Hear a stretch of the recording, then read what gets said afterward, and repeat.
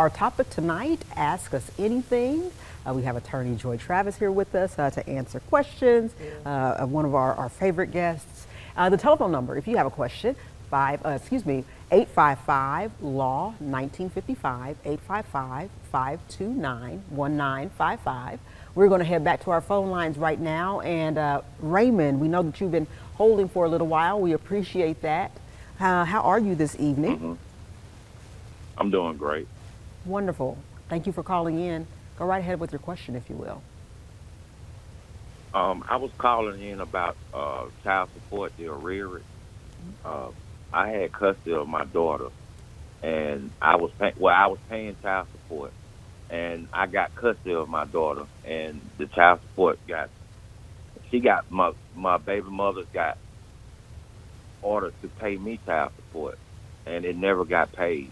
And I was and I called about my arrearage, and they was telling me that it was nothing I could do about it because the case was closed.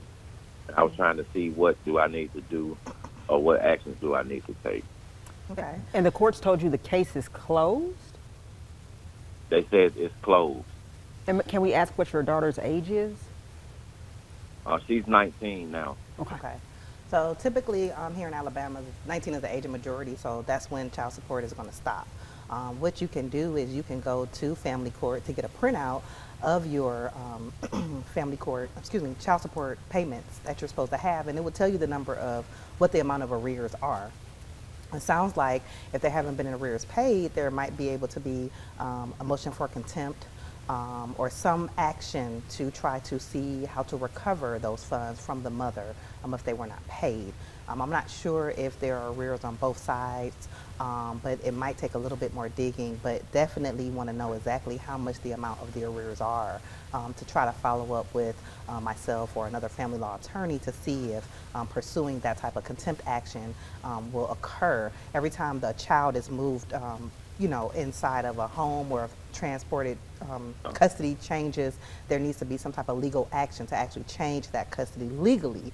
And so if that was done and those rules were followed and you have an order for child support, there definitely should be something done. Once people are ordered to pay child support, they will close the case so that you don't come back, and any type of change in circumstance will prompt the case to be open if you petition the court or the mother petitions the court.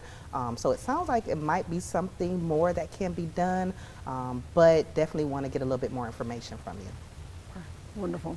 Joey, in child support cases like that, when the person turns 19, when the child reaches majority, those child support obligations don't, obviously you don't have to pay anymore, but they don't go away. If you have an arrearage, it doesn't go away just because it doesn't go away. The child reaches 19. And honestly, when the child turns 19, typically you want to take action and file something in court, right, to actually stop the child support payments because the child is turning 19.